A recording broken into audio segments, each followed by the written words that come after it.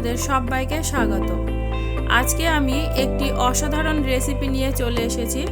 ডিম ও মাংস দিয়ে লোভনীয় একটি রেসিপি আপনাদের সঙ্গে শেয়ার করব। তাই প্লিজ বন্ধুরা আমার ভিডিওটি সম্পূর্ণ দেখুন আর ভালো লাগলে কমেন্ট করুন। চলুন বন্ধুরা আর দেরি না করে রেসিপিটি শুরু করা যাক।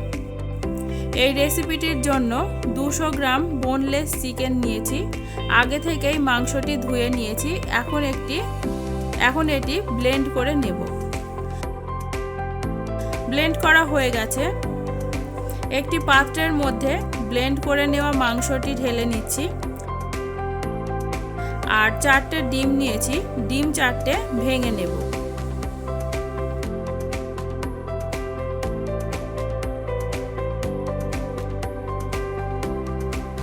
দিচ্ছি সামান্য একটু লবণ, সামান্য একটু গোলমরিচ পাউডার।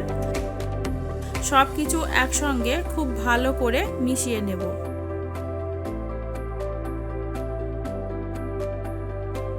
খুব ভালোভাবে মেশানো হয়ে গেছে। এবারে ভেজে নেব। গ্যাস অন করে প্যান বসিয়ে দিয়েছি।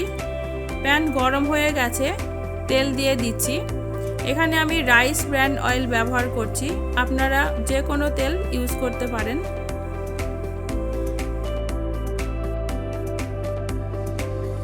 এবারে অল্প একটু মিশ্রণ দিয়ে দিচ্ছি। পাতলা করে ছড়িয়ে দেব। আস্তে আস্তে ফোল্ড করে নেব।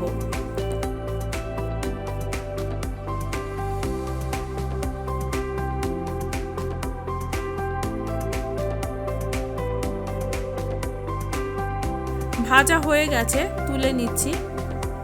বাকি মিশ্রণটাও ঢেলে নিচ্ছি।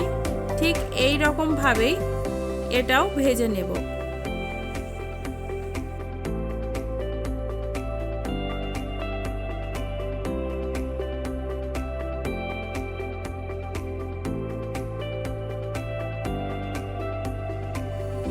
ভাজা হয়ে গেল।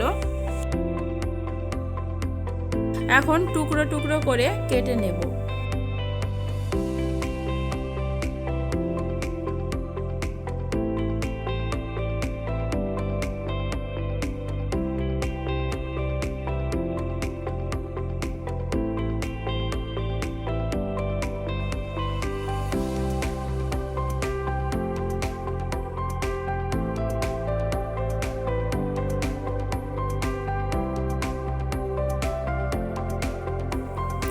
ওই প্যানটিতেই আবারও একটু তেল দিয়ে দিচ্ছি।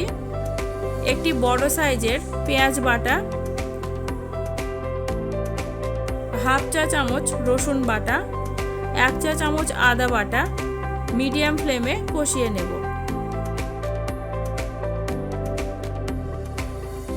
দিচ্ছি একটি তেজপাতা, পরিমাণ মতো হলুদ পাউডার, 1 টেবিল চামচ শুকনো লঙ্কার পাউডার, স্বাদ অনুযায়ী লবণ, আর দেব একটি বড় সাইজের টমেটোর পেস্ট।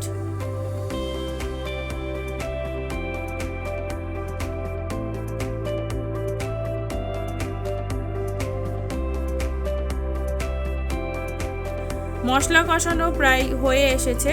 দেব 1 চা চামচ ধনে পাউডার, 1 চা চামচ জিরা পাউডার। আবারও 2-3 মিনিট নেড়ে নেব। বন্ধুরা, মশলা যদি ভালোভাবে কষানো না হয় তাহলে তরকারির স্বাদ কিন্তু ভালো হবে না। তাই যে কোনো রান্নাতে মশলা অবশ্যই খুব ভালোভাবে কষাতে হবে। হয়ে গেছে। এখন পরিমাণ মতো গরম জল দিয়ে দিচ্ছি। গরম জল আগে থেকে একটু বসিয়ে দিয়েছিলাম। জল গরম করতে ইচ্ছে না করলে ঠান্ডা জলও ব্যবহার করতে পারেন, কোনো ব্যাপার নয়। জল ফুটে উঠতে শুরু করেছে। এখন ভেজে রাখা ডিম মাংসের আমলেট দিয়ে দিচ্ছি। মিডিয়াম ফ্লেমে 5 থেকে 7 মিনিট জাল করে নিলেই রান্নাটি হয়ে যাবে।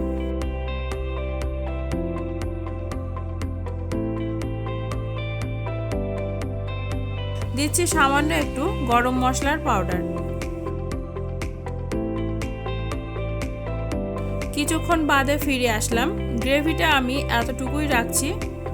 আমার রান্না একদম কমপ্লিট। এই রেসিপিটি গরম গরম ভাত বা রুটির সঙ্গে পরিবেশন করতে পারেন। বন্ধুরা, আমার আজকের রেসিপি কেমন হয়েছে অবশ্যই জানাবেন। ভালো লাগলে লাইক করবেন, আর নতুন বন্ধু হয়ে থাকলে চ্যানেলটিকে সাবস্ক্রাইব করে নেবেন। আজকের মতো এই পর্যন্তই। আবারও ফিরে আসবো নতুন কোনো রেসিপি নিয়ে। আপনারা সকলেই খুব ভালো থাকবেন। ধন্যবাদ।